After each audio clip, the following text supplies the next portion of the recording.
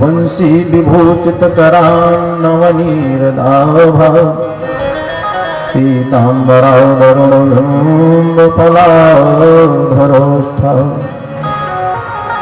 पूर्णेन्दु सुंदर मुखारविन्दनेत्रा कृष्णात् परं किमपि तत्त्वमहं न जाने। मनोजवं मारुततुल्यवेगं जितेन्द्रियं बुद्धिमतां वरिष्ठं वातात्मजं वानरयूथमुख्यं श्रीरामदूतं शरणं प्रपद्ये। नमो देव्यै महादेव्यै शिवायै सततं नमः। नमः प्रकृते भद्रायै नियताः प्रणतः स्मृता। गुरुर्ब्रह्मा गुरुर्विष्णुः गुरुर्देवो महेश्वरः गुरुः साक्षात् परब्रह्म तस्मै श्री गुरुवे नमः।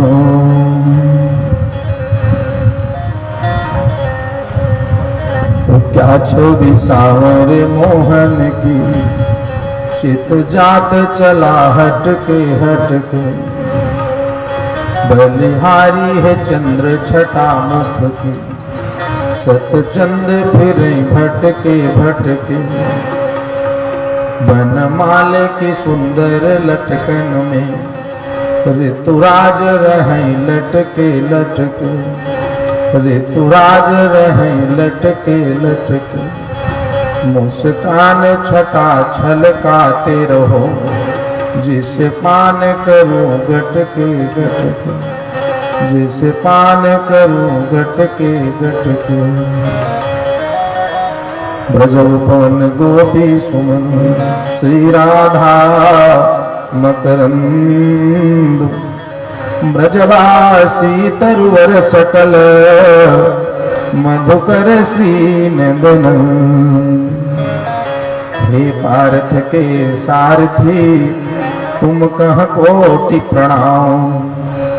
मेरे मन तुरंग की थामो नाथ लगाओ। पग पवित्र तीर्थ गमन कर पवित्र दियो धाम।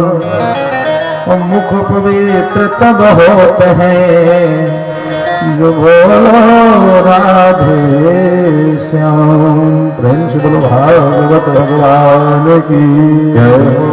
सभी भक्तगण हमारे साथ दो बार भगवान नाम संकीर्तन फिर भगवान की कथा। राम चरण चित लाई रे भजो राधे गोविंदा। राम चरण चित लाई रे भजो राधे गोविंदा। संतन के सुख गायो भजो राधे गोविंदा। संतन के सुख गायो भजो राधे गोविंदा। राम चरण चित लाई रे भजो राधे गोविंदा। राम चरण चित लाई रे भजो राधे गोविंदा। राधे गोविंदा भजो माधव गोविंदा। राधे गोविंदा भजो माधव गोविंदा। मुकुंदा भजो सच्चिदानंदा। भजो भजो सच्चिदानंदा। सत्संग के सुख गाई रे भजो राधे गोविंदा। संतन के सुख गाई रे भजो राधे गोविंदा। अयोध्या धाम में आया तुम पुराता भाग्य बढ़ाया। अयोध्या धाम में आया तुम पुराता भाग्य बढ़ाया। अयोध्या धाम में आया तुम पुराता भाग्य बढ़ाया। अयोध्या धाम में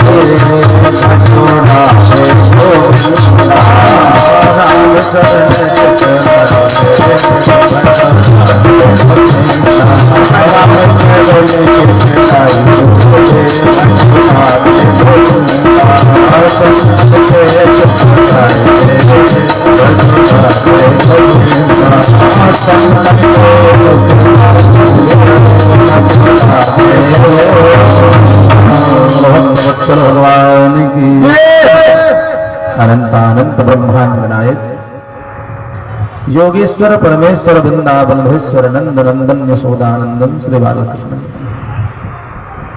एवं आद्याशक्ति पराशक्ति वैजंती माला योगेश्वरी परमेश्वरी वृंदावनेश्वरी ब्रह्मानंदी राधा जी मारुतंद्र हनुमान जी महाराज के परम कृपा से आज श्रीमद् भागवत सप्ताह ज्ञान यज्ञ का अनवरत सतत अग्रसित होता हो आज कथा का तृतीय दिवस।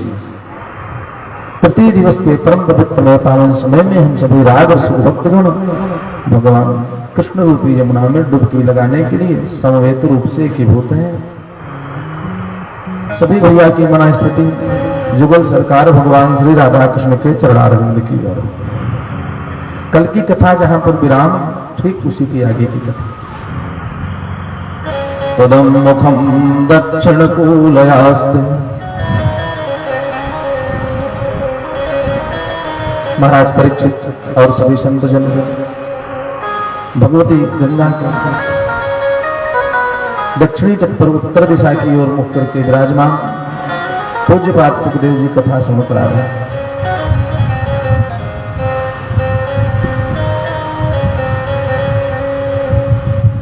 सुखदेव जी कहते हैं राजन 5 वर्ष की अवस्था में गुरु जी को भगवान का दर्शन हुआ, भगवान का स्नेह प्राप्त हुआ और यहाँ पर भगवान का दर्शन हुआ गुरु जी को। नारद जी पहुंच गए महाराज उत्तानपाद के पास, फटकार लगाई, कहा सुनो इसी राज्य काज में मन फंसा है, 5 वर्ष का तुम्हारा बालक भगवान का दर्शन प्राप्त कर लिया और तुम राज के भोग में फंसे हो। ऐसी फटकार लगाई उत्तानपाद जी को वैराग्य हो गया। गुरु जी पहुंचे तो सबसे पहले अपनी माँ सुनीति के पास मिलने नहीं गए। कहाँ गए? सुरुचि के पास जाकर के चरणों में प्रणाम किया और कहा माँ आपकी प्रेरणा से आपने प्रेरित किया और आपकी प्रेरणा आपका आशीर्वाद आपकी कृपा से ही हमें भगवान का दर्शन प्राप्त हुआ। और सत्य बात है जो भगवान से मिला दे उससे बड़ा और कोई हो सकता है। सुरुचि ने फटकार लगाई, जाओ भगवान से प्रार्थना करो, आशीर्वाद ग्रहण करो कि तुम्हारा जन्म हमारी उच्च से हो, हमारे गर्भ से हो, तब तुमको राजपद प्राप्त होगा। गुरु जी ने हाथ जोड़ करके बोला मां आपके आशीर्वाद से भगवान का दर्शन प्राप्त होगा। सुरुचि ने भगवान से मिलाया ध्रुव जी को। अब ध्रुव जी तो यही मान रहे, बात सत्य भी है। रामावतार में जब सुग्रीव की मित्रता और भगवान राम की मित्रता हनुमान जी ने कराई है तो दोनों अपना अपना दुख बताया है। भगवान राम ने कहा कि देखो भैया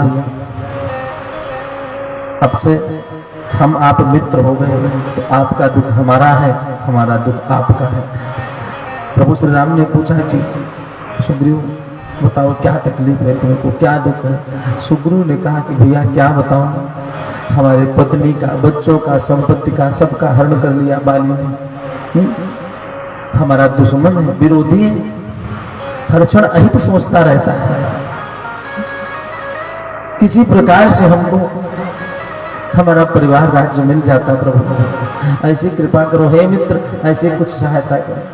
कहा बाली हमारा दुश्मन है लेकिन भगवान की कृपा से भगवान ने जब बाली का उद्धार कर दिया, बाली का उद्धार हो गया, सुग्रीव अंगद सभी वानरों की सेना खड़ी है। सुग्रीव जी रोने लगे। राम जी ने समझाया, भैया क्यों रो रहे हो? अरे बाली मारा गया, वो तो तुम्हारा दुश्मन था, क्यों रो रहे हो? तुम्हारी पत्नी का बच्चों का हरण कर लिया था, तुम्हारी संपत्ति ले लिया था, तुम्हें हिस्सा नहीं दिया था, क्यों रो रहे हो? क्या रिश्ता है बाल से? तुमने तो पहले ही बताया था कि बाली हमारा नहीं भगवान ना। तो रोने लगे सुग्रीव जी और रोकर के बोले कि प्रभु बाली हमारा विरोधी नहीं था। तो बोले बाली परम हित जासु प्रसादा, मिले राम तुम समन विषादा। कहा कि प्रभु बाली हमारा परम हित है। कैसे? अरे बाली न होता तो भगवान आप कैसे मिलते? इसलिए बाल परम हित जासु प्रसादा, जिसका प्रसाद है कि मिले हो राम तुम समन विषादा। आप हमको मिल गए, आप जैसा मित्र हमको मिल गया। ध्रुव जी कह रहे हैं, मां यदि तुमने प्रेरणा कर दिया होता, तुमने कहा न होता जाकर के तपस्या करो, भगवान का आशीर्वाद दो, तो हमको परमात्मा मिलते कैसे? उत्थान बाद में उसी समय ध्रुव का राज्याभिषेक कर दिया। राजा बनाकर के स्वयं जंगल की ओर निकल पड़े। समय बीता। सुखदेव जी कहते हैं, राजा परीक्षित यक्षों के साथ युद्ध करते करते उत्तम मारा गया, और जब उत्तम मारा गया तो ध्रुव जी को बहुत क्रोध आया।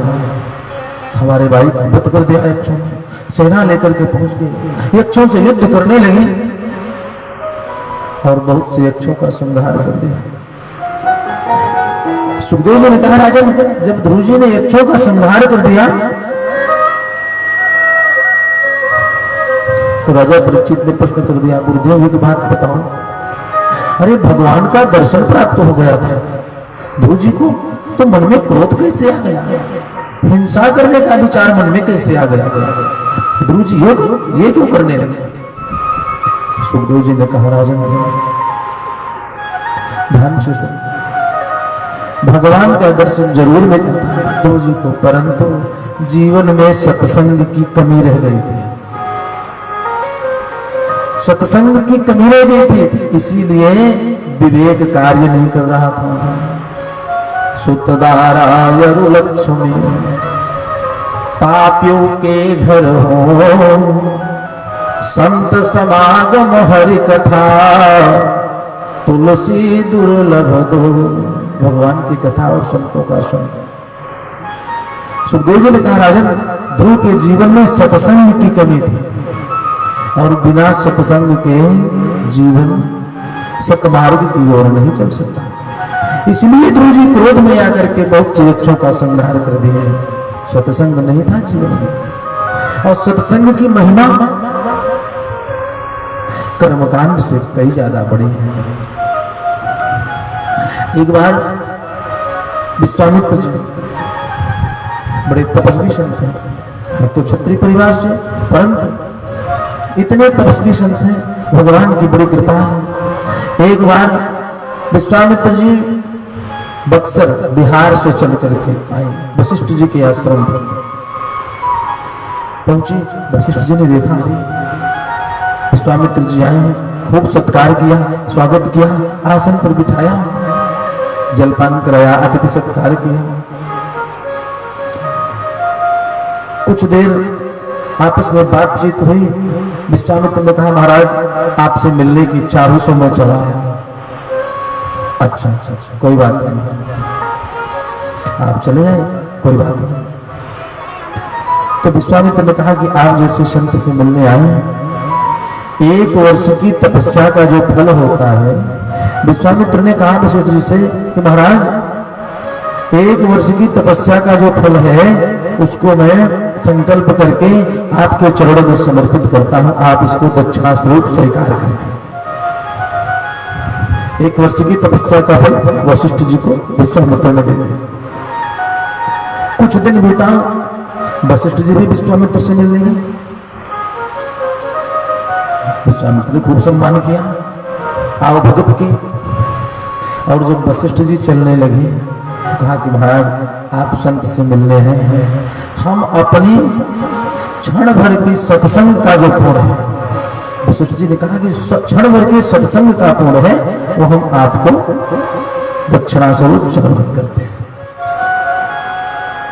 तो कहा क्षण भर के सत्संग का पुण्य।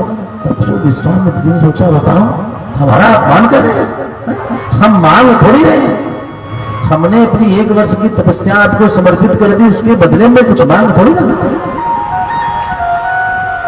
और विश्वामित्र जी के पास तपस्या की इतनी शक्ति थी, इतना बल था, भगवान की इतनी कृपा थी कि सूर्य वंश के राजा त्रिशंकु को सशरीर स्वर्ग भेज दिए थे। देवताओं ने विरोध किया। विश्वामित्र ने कहा कि यदि आप लोग विरोध करेंगे तो मैं नए स्वर्ग का निर्माण कर दूंगा, नया स्वर्ग ही बना दूंगा। इतनी शक्ति थी तपस्या में विश्वामित्र, कोई साधारण बात तो नहीं। विश्वामित्र ने कहा देखो सतोगुणी जीवन जो है, पूजन में यज्ञ में, विश्वामित्र ने कहा देखो यदि ब्राह्मण लोग सात्विक यज्ञ करेंगे, अनुष्ठान करेंगे, तो यज्ञ में, कर्मकांड में, भगवान की पूजा में, अनुष्ठान में जो तामसी वस्तु है उनका निषेध है। जैसे अनुष्ठान में कटहल नहीं खाना चाहिए, बैगन नहीं खाना चाहिए, लहसुन प्याज नहीं ग्रहण करना चाहिए। लहसुन प्याज खाने से पाप नहीं होता, ये भी तामसी विषय है, तामसी खाद्य पदार्थ है। हाँ, छोड़ देने से पुण्य ज्यादा मिलता है। लहसुन प्याज खाने से पाप नहीं होता, परंतु छोड़ देने से पुण्य अधिक मिलता है। ये तामसी वस्तु है, तो तामसी वस्तु ग्रहण करने से बुद्धि में तामस बढ़ता है।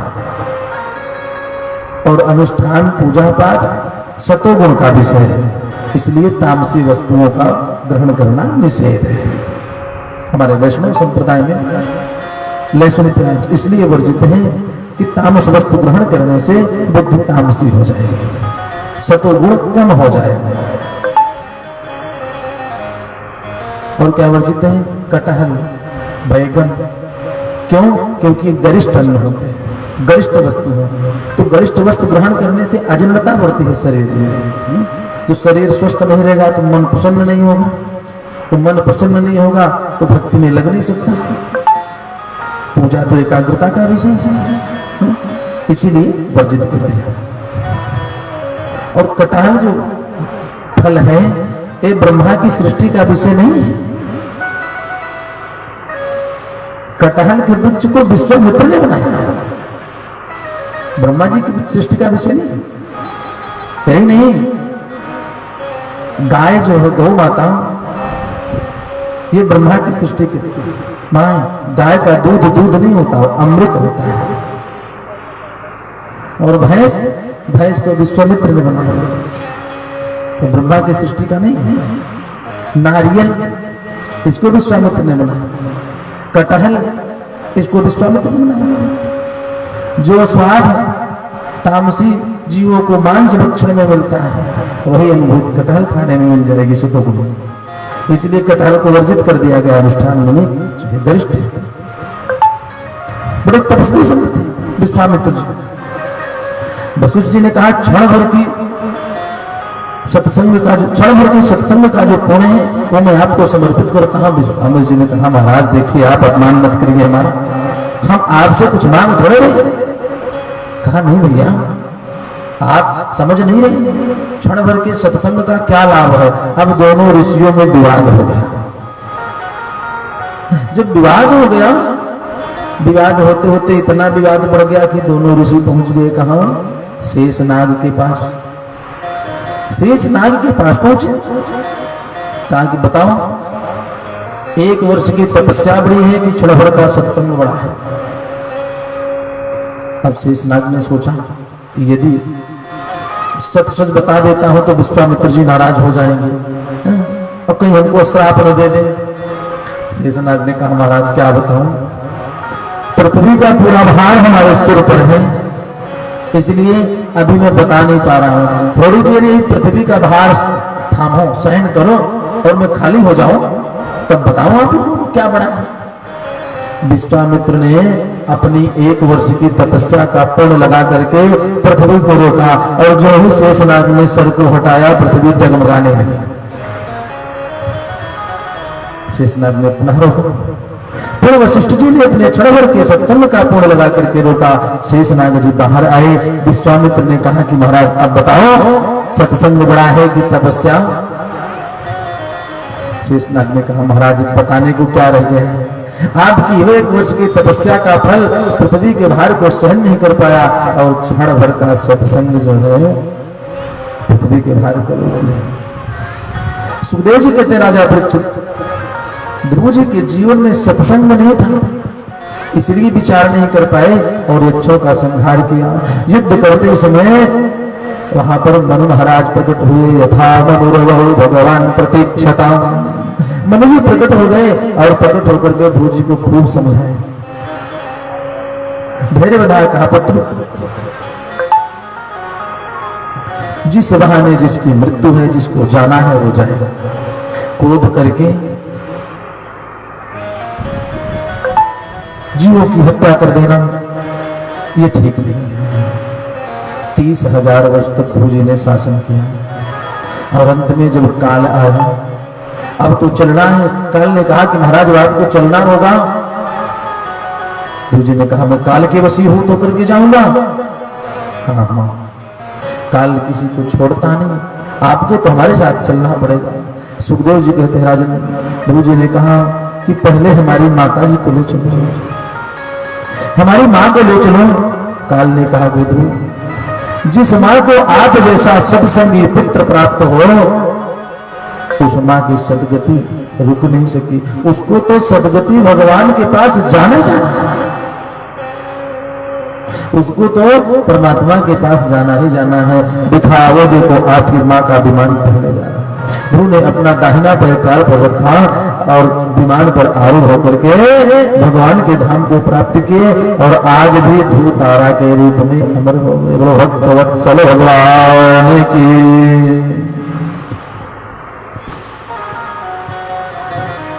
दो पुत्र प्रियव्रत और उत्तानपाद, आकृति देवहूति प्रसूति। जो ज्येष्ठ पुत्र है प्रियव्रत जी, सुखदेव जी कहते हैं राजन, इन्हीं के वंश में आगे हुए नाभाग, नाभाग के पुत्र है नभग, नभग से हुए ऋषभदेव जी, और इन्हीं के क्रम में भरत पधारे। हमारे भारतवर्ष में 3 भरत हुए, एक ऋषभदेव जी से भरत जी, एक शकुंतला और दुष्यंत से भरत जी, एक प्रभु श्री राम के छोटे भाई भरत जी। 3 भरत हुए हैं, और इन्हीं के नाम पर हमारे देश का नाम भारतवर्ष है। सुखदेव जी कहते हैं राजन, भरत जी, ऋषभदेव बहुत दिन राज्य करते करते मन तृप्त हो गया, मन भर गया। और एक बात बताएं, कामनाओं की तृप्ति भोग से कतई संभव नहीं है। न पारये हम गतिमीश्वरात् परः अंतरः दृष्टे भगवान भवायनः।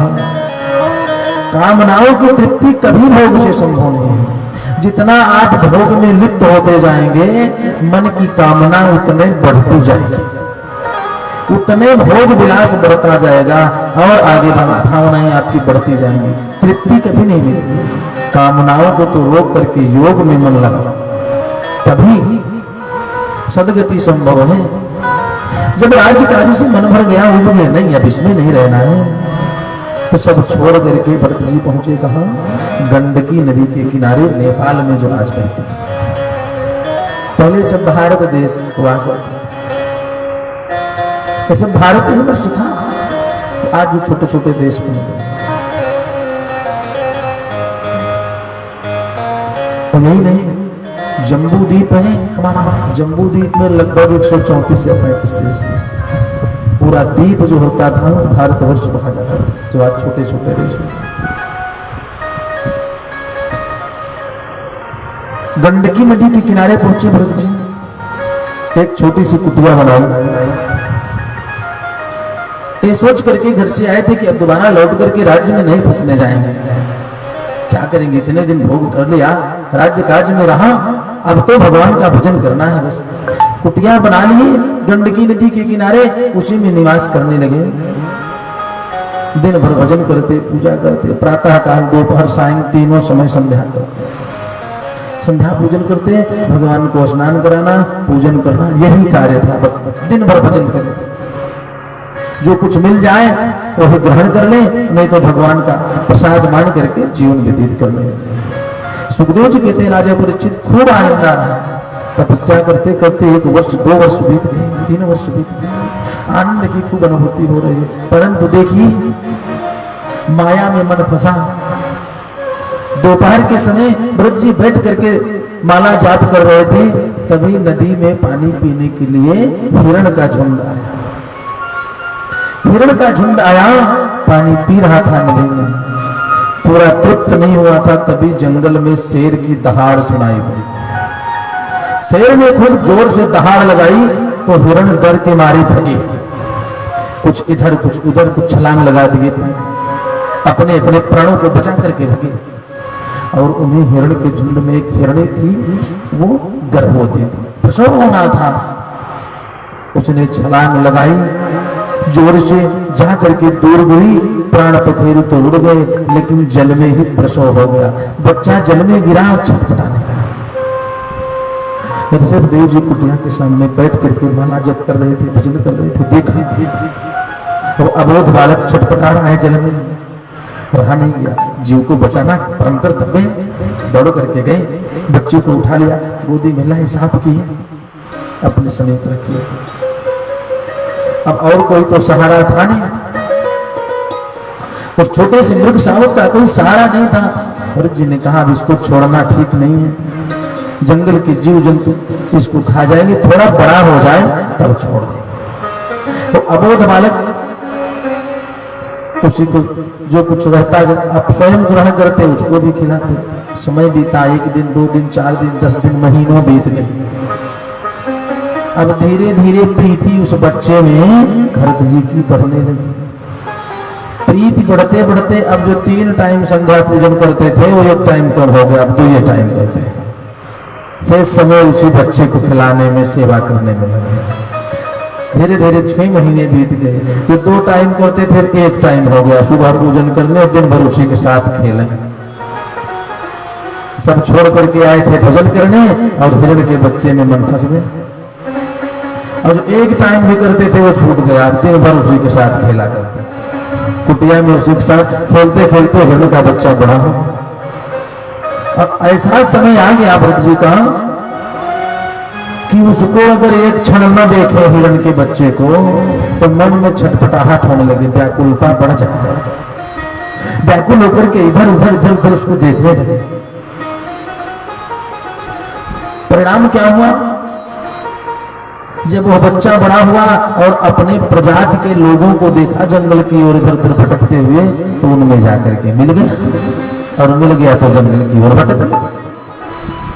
भरत जी आए, देखा कुटिया में बच्चा नहीं रहा, इधर उधर ढूंढे। अब इतनी आसक्ति हो गई थी उस हिरण के बच्चे में कि ढूंढते ढूंढते गए जंगल की ओर, इधर उधर ढूंढा, जहां तक ढूंढ पाए वो तो अपने प्रजाति के लोगों को पाया, चला गया। जब नहीं मिला तो विलाप करने लगे, रोने लगे। सोचो, इसी को आसक्ति कहते हैं, इसी को कहते हैं मोह।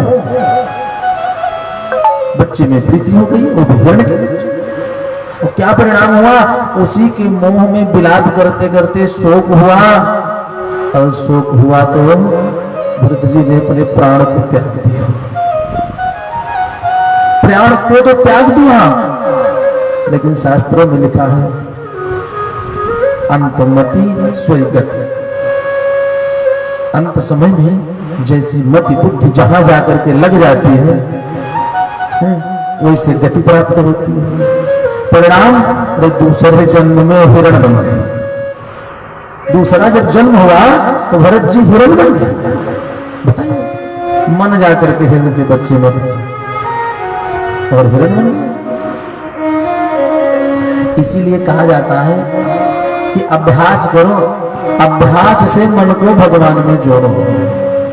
मानस में कहा गया जन्म जन्म मुनि जतन कराहि, अंतराम कही आवत नहीं।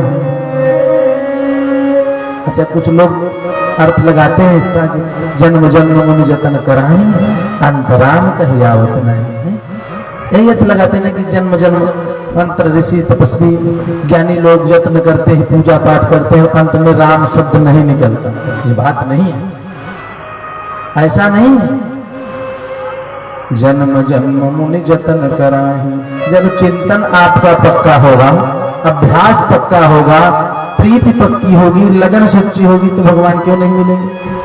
तो जन्म जन्म मुनि जतन कराहि, जन्म जन्म तक मुनि लोग जतन करते हैं, और जब जतन करते हैं, प्रयास करते हैं, तो अंतराम कही, अंत में भगवान कहते हैं जी, अंतराम कही, अंत में भगवान का ध्यान आता है, भगवान का नाम लेते हैं। तो भगवान का नाम ले लेते हैं, अंतराम कही, तो फिर आवत नहीं, फिर आवागमन से मुक्ति हो जाती है। जन्म जन्म मुनि जतन कराहि, अंतराम कही, अंत में भगवान कहते हैं, राम राम कहते हैं, और फिर आवत नहीं, फिर आवागमन से मुक्ति हो जाती है। भरत जी का मन मृग में फंसा, बच्चे में प्राण छूट गया, और दूसरे जन्म में हिरण बन गई। लेकिन भगवान की एक कृपा हुई, क्या? हिरण की योनि तो प्राप्त हो गई, लेकिन ध्यान बना है कि हम पूर्व जन्म में ये थे, ऐसे तपस्या करने आए थे, ऐसे हमारी गति हो गई, हम हिरण की योनि में आ गए। योनि तो हिरण की मिली है, परंतु पूरी भक्ति करते हैं भरत जी। भरत जी पूरी भक्ति करते हैं, एकादशी का व्रत रहते हैं, हरे हरे घास को ग्रहण करते हैं, हिंसा नहीं करते, देख करके चलते हैं कहीं अपराध तो नहीं हो रहा है, पैर के नीचे चींटियां तो नहीं दब रही हैं, खूब सात्विक जीवन व्यतीत करते हैं। हिरण की योनि मिली है, जंगल में निवास करते।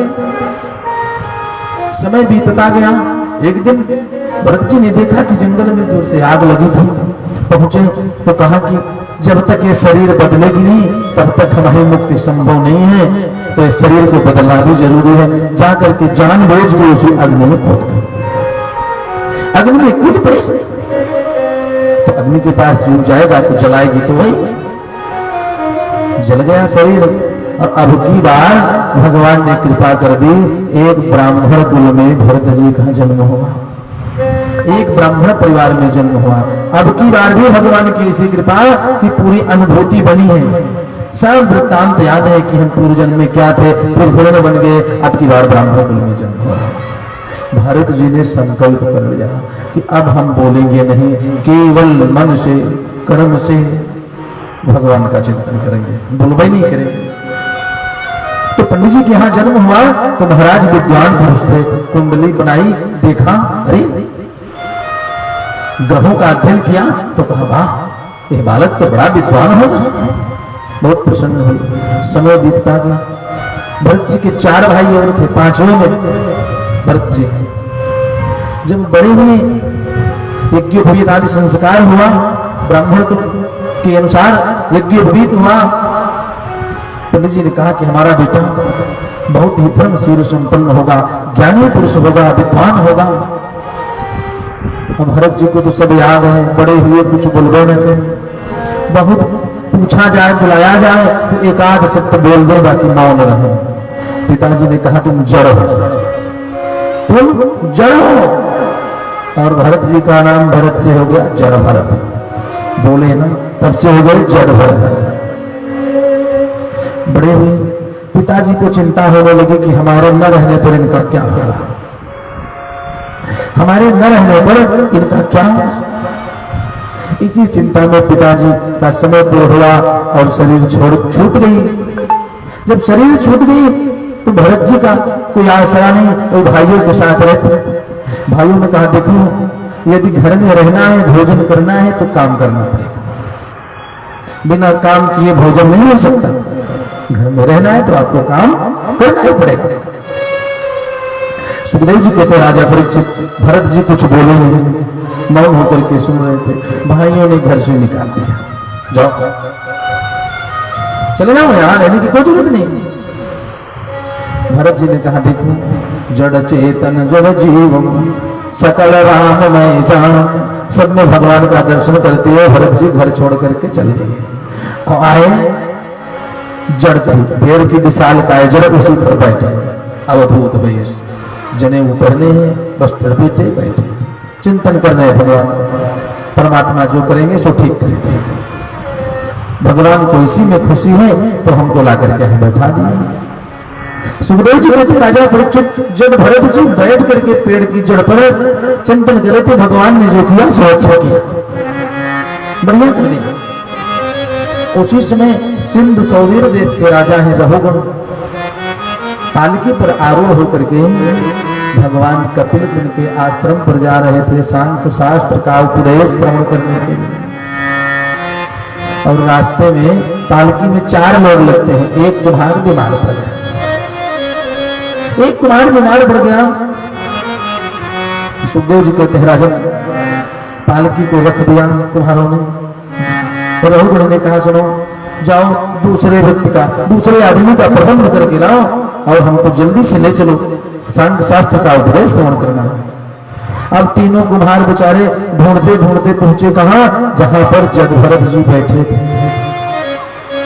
जड़भरत जी के पास पहुंचे, कहा चलो पालकी का एक कुम्हार बीमार पड़ गया है, उसमें चलो तुमको सम्मिलित कर लेंगे। जड़भरत जी ने सोचा भगवान ने सेवा का कार्य दिया तो इनमें भी भगवान है, पालकी में भी भगवान, जो राजा को लेकर के जा रहे हैं वो भी भगवान, भगवत स्वरूप, चलो चलते हैं। कुम्हार पकड़ करके ले गए जड़भरत जी को और उसी पालकी में जोत दिया, लेके चलो, कंधे पर उठा लिए, पालकी चलने लगे। कुछ दूर चले, अब तीनों कुम्हार को चलते जा रहे, ये नीचे देख करके चले, कोई चींटी उटी दिख जाए तो पैर बगल करके रखते हैं, और जो ही पैर बगल करें राजा रघुगण का सर पालकी से टकराए, ये पालकी से टकरा जाए सर तो जोर से चिल्लाए, कौन है? तो जो 3 कुम्हार थे उन्होंने कहा महाराज जो नया कुम्हार ला करके लगाए हैं पालकी में वही गलती कर रहा है, हम लोगों का कोई दोष नहीं है। जब 2-3 बार ऐसी क्रिया हुई, रघुगण का सर टकराया पालकी से, उतरे का पालकी रोको, रोक दिया, पालकी को रुकवाया रघुगण ने और पालकी से उतर करके तलवार निकाले, कहा मिट्टी का बनाए थे, ठीक से चल नहीं पा रहा, अभी मैं तुम्हारा वध कर देता हूं। मिट्टी का बनाया, चल नहीं पा रहा, तलवार को निकाला, खूब खींच करके तलवार जो ही मारना चाहा। सुखदेव जी कहते हैं राजा परीक्षित, थर थर थर थर रघुगण का शरीर कांपने लगा, और तलवार छोड़ करके गिर गई, दूर गिर गई तलवार छूट करके, शरीर में कंपन होने लगा। जब कंपन होने लगा तो रघुगण ने कहा कि महाराज आप कौन हैं, आप कौन हैं? जड़भरत जी खड़े हैं, कुछ बोल रहे हैं, तलवार छूट करके गिर गई, शरीर में कंपन होने लगा। तो रघुगण ने प्रश्न कर लिया कि आप कौन हैं महाराज? कस्तम निगूढ़ चरिषत् विजानां बिभर्षि सूत्रं कतमोऽवधूतः कस्यापि पुत्रस्त इहापि कसमात् क्षेमायुवैनेदसि नोत शुक्लः। रघुगण ने कहा कस्तम निगूढ़ चरिषत् विजानां, आप कौन हैं? कहीं आप ब्राह्मण तो नहीं है? रघुगण ने कहा कि महाराज आप कोई ब्राह्मण तो नहीं है, चरिषत् विजानां, कहीं आप ब्राह्मण तो नहीं है, इसलिए मैं पूछ रहा हूं कि बिभर्षि सूत्रम कतमोऽवधूतः, जो जनेऊ आप पहने हैं इससे लग रहा है कि आप ब्राह्मण हैं, और अगर ब्राह्मण देवता हैं तो कस्यापि पुत्रस्त इहापि कसमात्, कहां से आ रहे हैं और यहां क्या कर रहे हैं आप?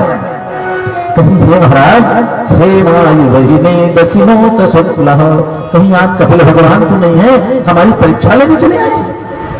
आप कौन है महाराज, अपना परिचय बताइए।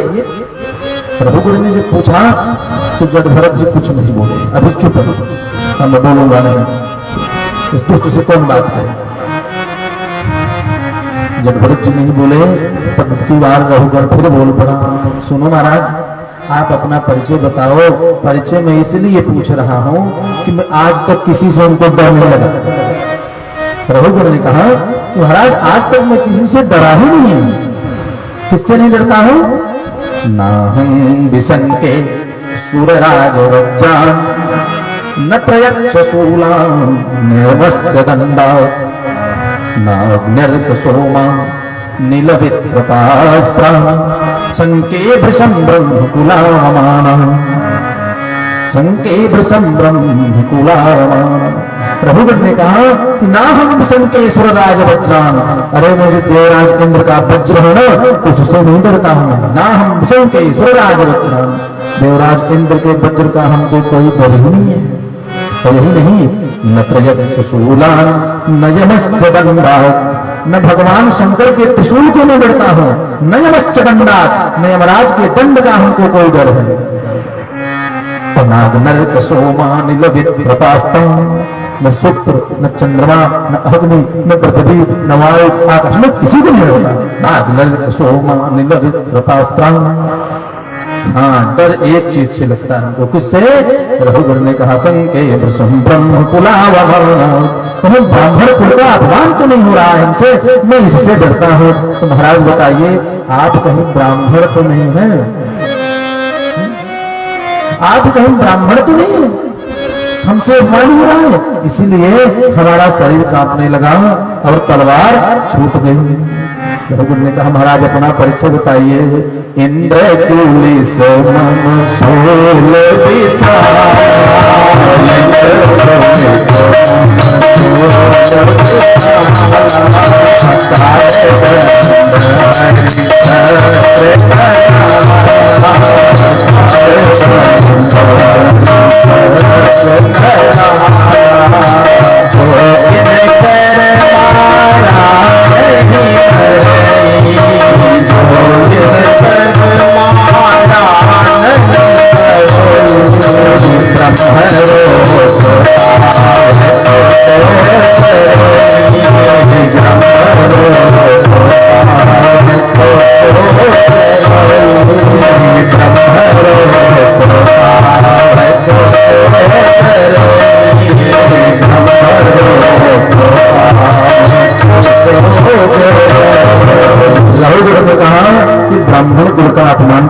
इसी से हमको डर लगता है।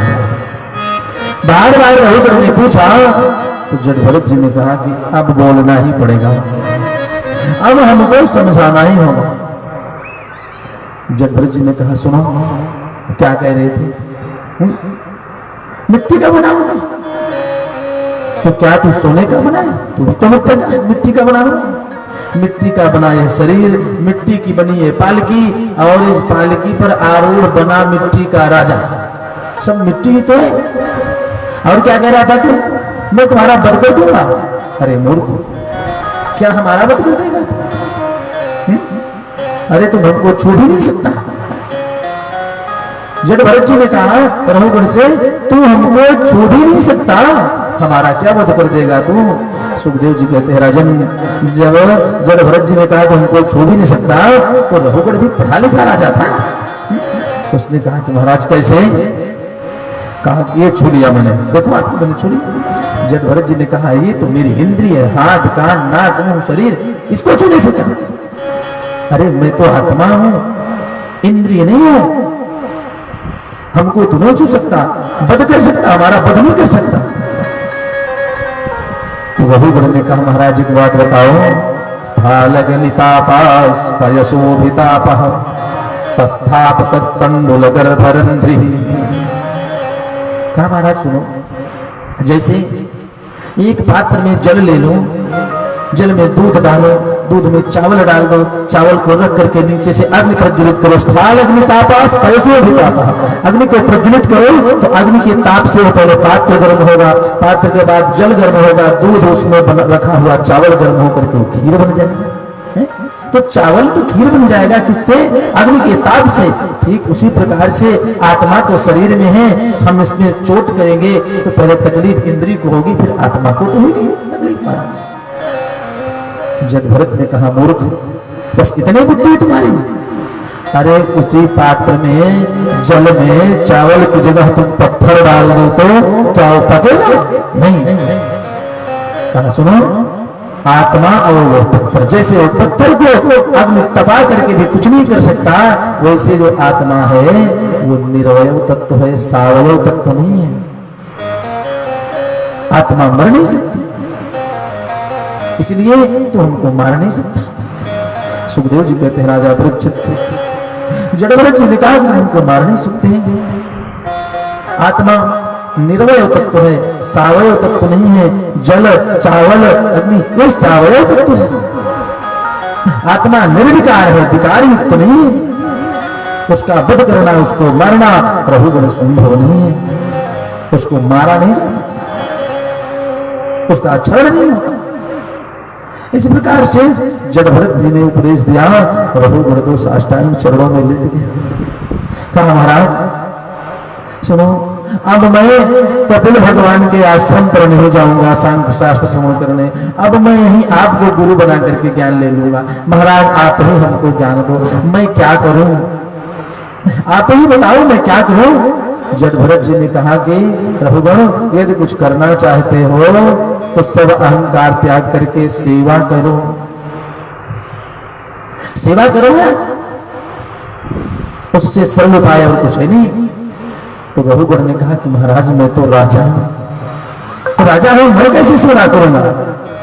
जड़ भरत ने कहा कि मूर्ख, तुम राजा हो कहां के, सिंधु सौवीर देश की एक छोटे से राज्य के राजा हो ना। लेकिन सुनो, अहम पुरा भारतो नाम राजा, मैं पूरे भारत वर्ष का राजा था, लेकिन थोड़ी सी गलती हुई, हिरण की योनि प्राप्त हो गई, आज इस दशा में मैं पहुंच गया। इसलिए राजा हो इसका अभिमान मत करो। क्यों, ध्यान दीजिए। सुखदेव जी कहते हैं राजा परीक्षित, जड़वृक्ष जी ने बताया कि रघुगण तप से राज्य मिलता है, आप खुद तपस्या करेंगे, त्याग करेंगे तो राजपद मिलेगा, और राजपद मिल गया तो सावधान हो जाइए। तप से राज मिलता है, और राज मिलने के बाद सावधानी हटी तो राज से सीधे नरक होता है, और कुछ और नहीं मिलेगा, सीधे नरक मिलेगा। तप से राज, राज से नरक। लेकिन राज मिल जाए तुरंत सावधान हो जाओ। क्यों, अभिमान का प्रवेश न होने पाओ। अभिमान हुआ तो फिर सीधे नरक की ओर जाना पड़ेगा, और कोई दूसरा उपाय नहीं है, और कोई गति नहीं है। तप से राज, राज से नरक। सुखदेव जी कहते हैं राजन, यही गति देवराज इंद्र की भी हुई। 100 अश्वमेध यज्ञ करने से इंद्र पद प्राप्त होता है। जब पूर्ण अक्षुण हो जाता है तब देवलोक में स्वर्गलोक का राजा इंद्र पद मिल जाता है। और इंद्रपद क्या है, बोले समस्त देवताओं का राजा जो होता है वो इंद्र होता है, बहुत बड़ी पोस्ट है। और जब इंद्र पद मिल जाए, सुखदेव जी कहते हैं राजन, देवराज इंद्र को जब पद मिल गया तो अहंकार आ ही गया। अहंकार आ गया तो सुखदेव जी कहते हैं विलासिता की ओर मन प्रेरित होने लगा, भोग विलास में अधिक लगने लगा। जब राज्य पद मिला तो भोग विलास की ओर मन बढ़ा, विलासिता में जब मन बढ़ गया और इतना मन लग गया कि एक बार देवताओं के गुरु हैं बृहस्पति जी, देवताओं के गुरु बृहस्पति हैं, गए स्वर्गलोक देवराज इंद्र के पास, तो देखा कि देवराज इंद्र अप्सराओं के साथ नृत्य कर रहे हैं। देवराज इंद्र अप्सराओं के साथ नृत्य कर रहे हैं, लग रहे हैं। बृहस्पति जी पहुंचे तो इंद्र ने तो देखा कि महाराज बृहस्पति आए हैं, परंतु इतना कामना में लिप्त थे, अप्सराओं के साथ नृत्य करने में लिप्त थे कि अनदेखा कर दिया बृहस्पति जी को। देख करके भी अनदेखा कर दिया, जैसे देख ही ना रहे, जैसे ना देख रहे हो, इतना अनदेखा कर दिया।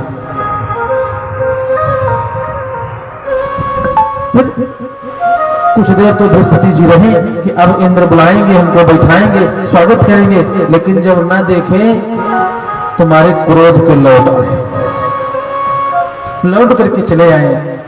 जब नृत्य विराम हुआ अन्य देवताओं से देवराज इंद्र ने पूछा, क्यों गुरुदेव आए थे, किसी ने आसन पर बिठाया कि नहीं, स्वागत किया कि नहीं?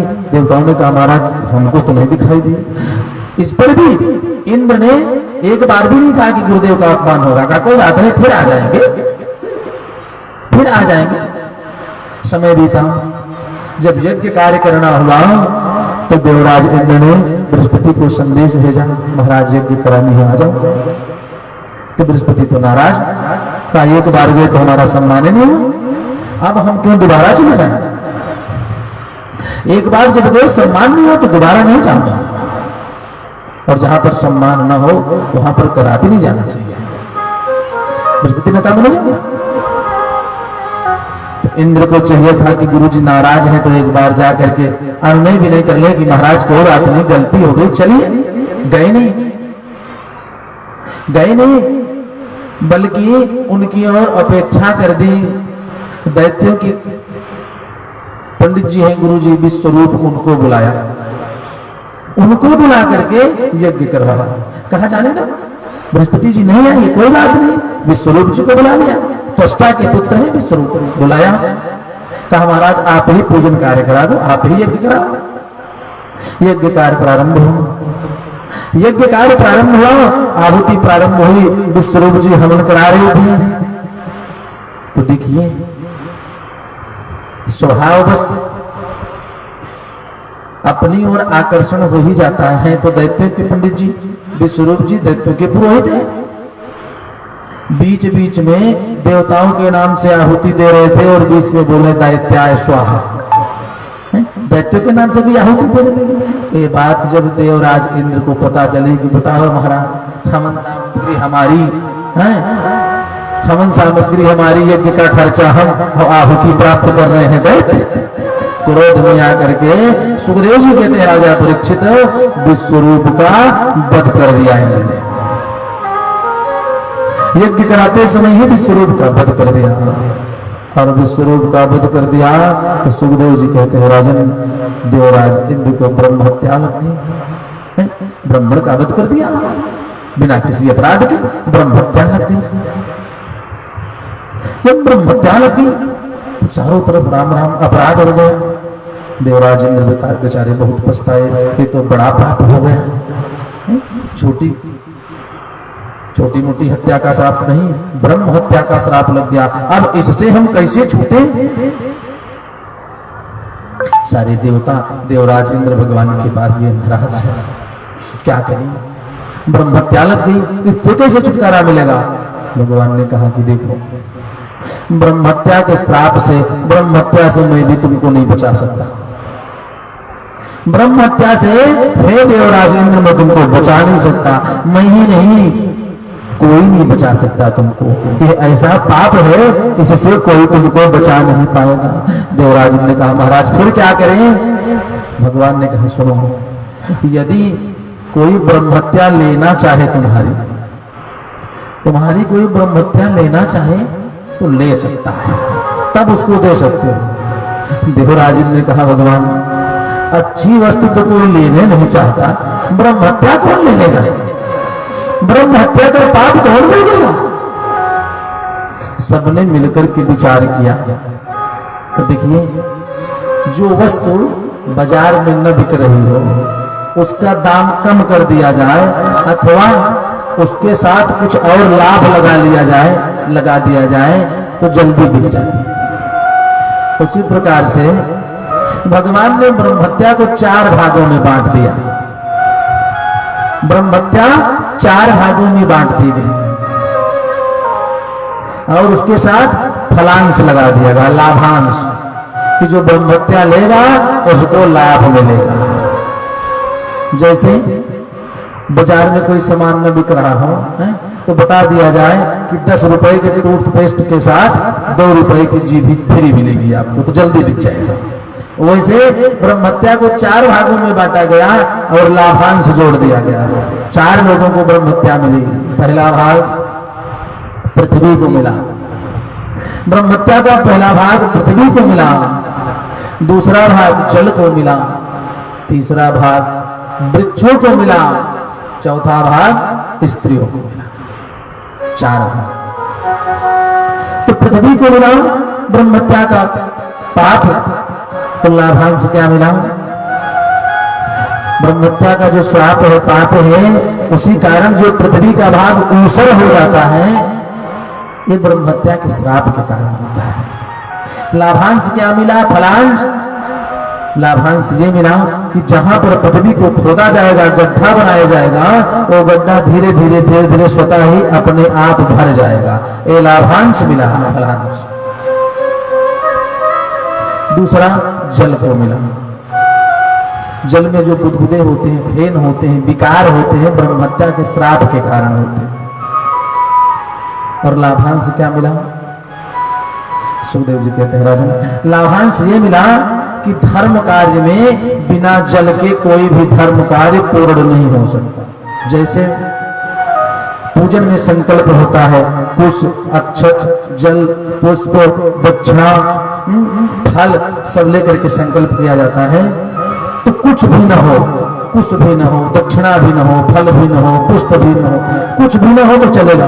यदि जल हो तो संकल्प पूर्ण माना जाएगा। ये लाभ मिला जल को। केवल जल लेकर के भी संकल्प कर लिया जाए तो वह संकल्प पूर्ण माना जाता है। यह लाभांश मिला, फलांश मिला जल को। तीसरा भाग वृक्षों को मिला। वृक्ष में जो बाना उत्पन्न हो जाते हैं, दूसरे प्रजाति की पंखुड़ियां उत्पन्न हो जाती हैं, वो ब्रह्महत्या के श्राप के कारण होती हैं। और लाभ क्या मिला? लाभांश, फलांश। बोले वृक्ष की डाली को जहां से काट दिया जाएगा, वो वहां से नई डाली का सृजन हो जाएगा। ये लाभ मिला, फलांश मिला। चौथा भाग स्त्रियों को मिला, माताओं को। जो महीने में जो धर्म होता है, ये ब्रह्महत्या के श्राप के कारण होता है। इनको लाभ क्या मिला? फलांश। बोले इन दिनों को छोड़ करके शेष दिन इनको देवी की संज्ञा दी जाती है। ये देवी रहेंगी, इसलिए कहा गया है शास्त्रों में, यत्र नार्यस्तु पूज्यन्ते रमन्ते तत्र देवता। जिस दिन नारियों का सम्मान होता है, वहां पर देवता निवास करते हैं। तो ये दिन को छोड़ करके, रजो धर्म के दिन को छोड़ करके शेष दिन स्त्री देवी का स्वरूप मानी जाती है। और जहां पर इनका आदर होता है, सम्मान होता है, वहां पर देवताओं का निवास होता है। ब्रह्महत्या को 4 भागों में बांट दिया गया। और लाभांश जब मिला तो सबने स्वीकार भी कर लिया। ब्रह्महत्या तो हट गई। अब यहां दष्टा को पता चला कि हमारे पुत्र विश्वरूप का वध कर दिया देवराज इंद्र ने। कहा पहले देवताओं के राजा हैं, मैं उनसे बदला जरूर लूंगा, मैं उनसे बदला जरूर लूंगा। विशाल यज्ञ किया। सुखदेव जी कहते हैं राजन, यज्ञ किया, भगवान का यजन किया, स्तवन किया, और यज्ञ से ही वृत्तासुर प्रकट हो गए। वृत्तासुर प्रकट हुए। कहा कि हमारे लिए क्या आदेश है? कहा जाकर के देवराज इंद्र को मार दो, बस एक ही आदेश है। देवराज इंद्र को पता चला। सुखदेव जी कहते हैं राजा वृषभ डर गए देवराज इंद्र। बचने के लिए भगवान की सहायता लेने लगे। और भागवत के अष्टम स्कंद में देवराज इंद्र ने बचने के लिए नारायण कवच का पाठ किया है। हरिरधिध्याम मम सर्वरक्षा न्यास्त्रांगिगे पतगेन्द्र पृष्ठे दरारि चर्मास गदे सुचापम पाषाण स्तगुणोष्टबाहु। और कहां कहां रक्षा किए देवराज इंद्र नारायण कवच से? जले सुमाम रक्षत मत्स्यमूर्ति या दुर्गुणे देवस्य पासा स्थले सुमाया बटदामनोब्यात्। हर जगह भगवान हमारी रक्षा करें, सोते जागते उठते बोलते।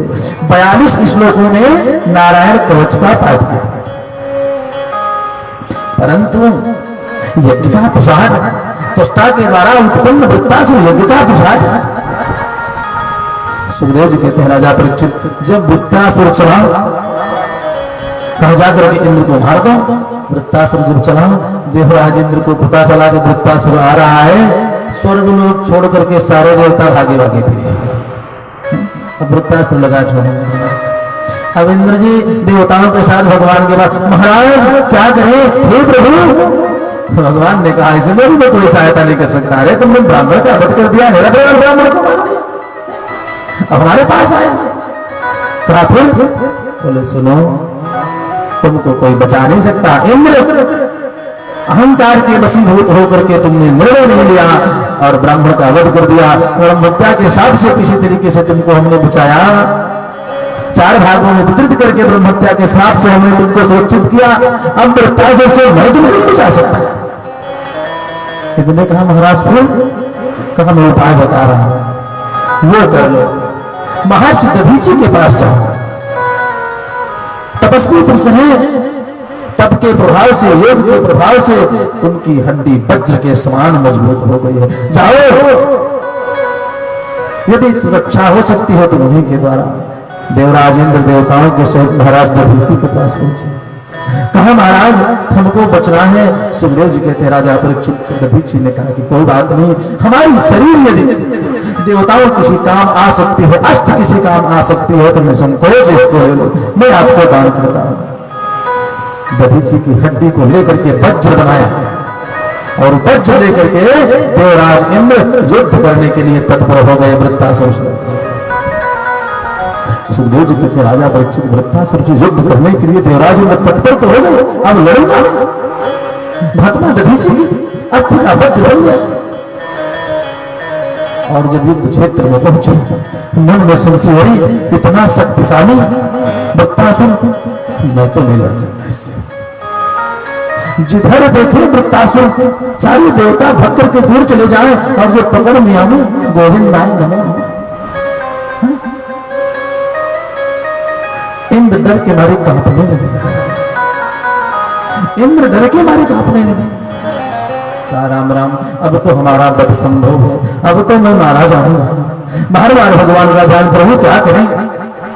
सुखदेव जी कहते हैं राजन, वृत्तासुर के पास इतनी शक्ति थी, यज्ञ का इतना प्रसाद, भगवान की ऐसी कृपा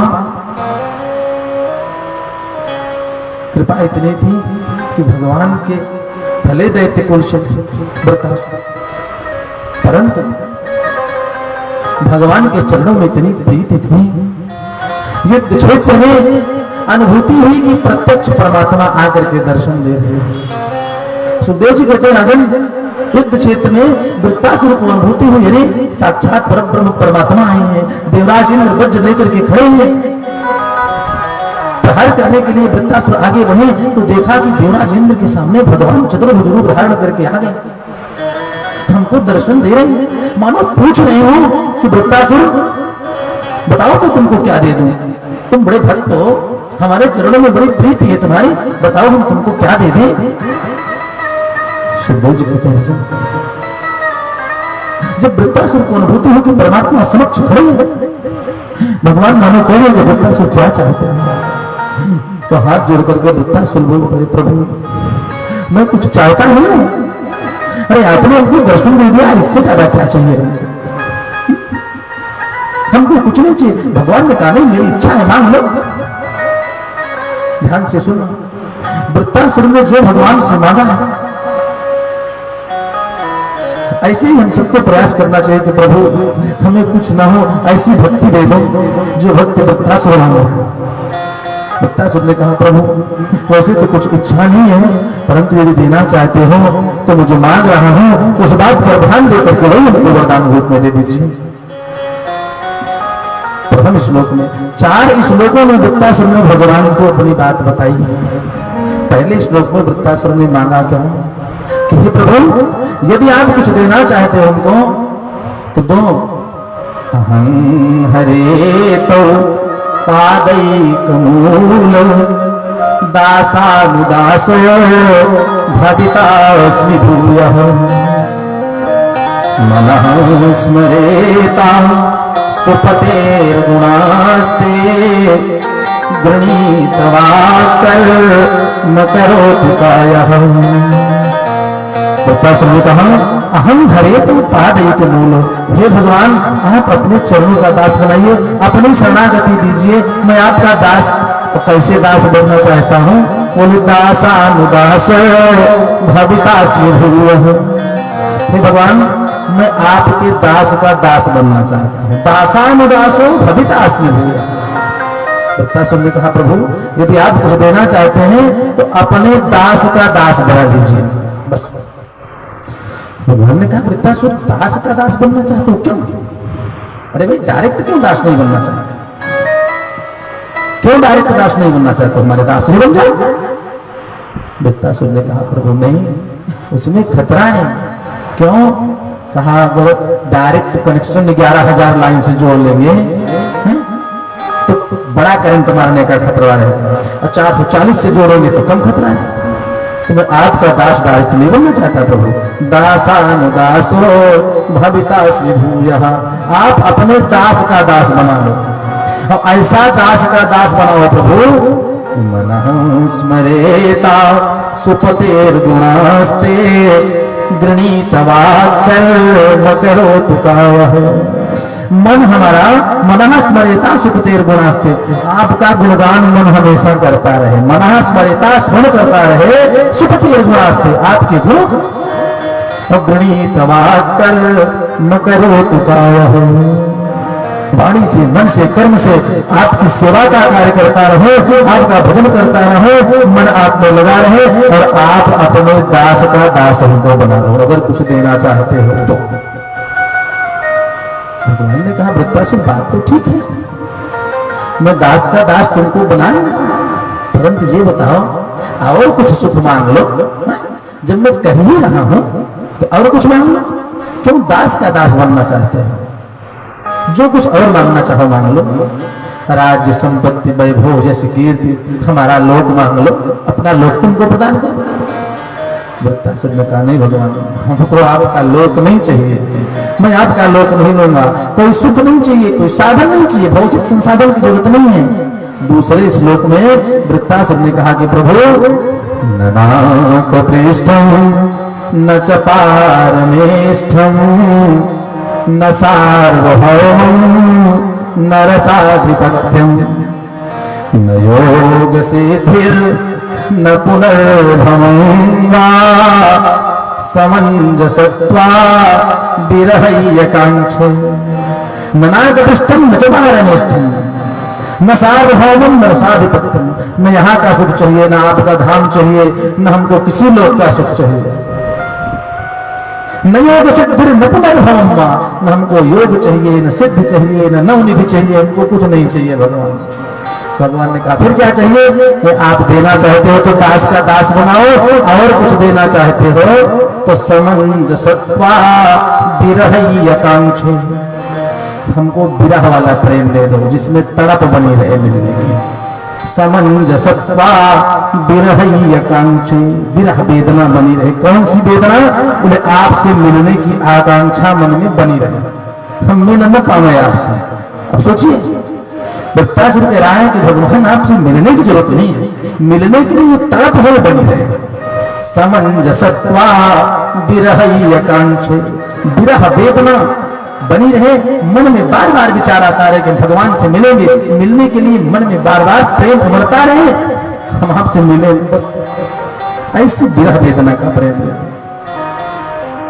सुखदेव जी कहते हैं, राजा परीक्षित ध्यान से सुनो। तो भगवान ने कहा, जब इतना बता दिए वृत्तासुर कि विरह वेदना चाहिए आपसे, संयोग का नहीं वियोग का प्रेम चाहिए, वियोग का प्रेम हमको चाहिए, तो किस प्रकार से वियोग का प्रेम चाहता है वृत्तासुर, वो भी बता दो, थोड़ा स्पष्ट कर दो। तीसरे श्लोक में वृत्तासुर ने बताया कि कैसा प्रेम हमको चाहिए भगवान भक्त का। और ध्यान दीजिए आप लोग, 3 प्रकार से भगवान की शरणागति, कैसे और कैसी अनुभूति होती है शरणागति में भगवान को प्राप्त करने की। बोले, एक प्रेम होता है तदीयता। तो ध्यान से सुनिए, तदीयता, त्वदीयता और मदीयता। तदीयता क्या है?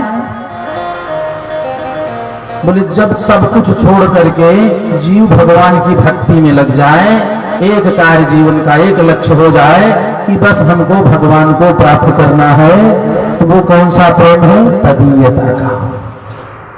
जब सब कुछ छोड़ करके केवल मन भगवान की ओर प्रेरित हो, भगवान की भक्ति ही करना है, तो यह केवल तदीयता का प्रेम बताया गया, प्रथम सीढ़ी का, सबसे निम्न वाला तदीयता।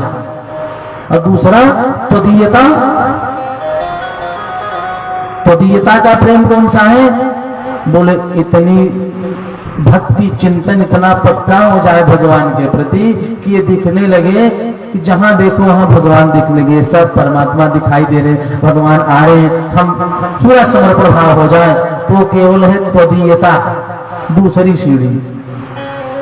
अभ्यास के द्वारा भगवान का चिंतन इतना पक्का हो जाए कि जहां देखो भगवान का स्वरूप दिखने लगे, जड़ में चेतन में हर जगह भगवान दिखने लगे, तो हो गया त्वदीयता, दूसरा सीढ़ी, बस त्वदीयता का प्रेम। तीसरा, बोले तीसरा प्रेम है मदीयता। तो कौन सा प्रेम है? उस प्रेम में जीवात्मा और परमात्मा का भेद समाप्त हो जाता है। जब ये हो जाए कि यही भगवान और हम दोनों बराबर, अर्थात आत्मा परमात्मा में विलीन हो गई, अब हम भगवान में और हम में कोई अंतर ही नहीं है, तो वह प्रेम है मदीयता का। तदीयता, त्वदीयता और मदीयता। सुखदेव जी कहते राजा परीक्षित, तीसरे श्लोक में वृत्तासुर ने भगवान को बताया कि हमको कैसा प्रेम चाहिए आपसे, किस प्रकार का मैं प्रेम चाहता हूं। वृत्तासुर ने कहा, प्रभु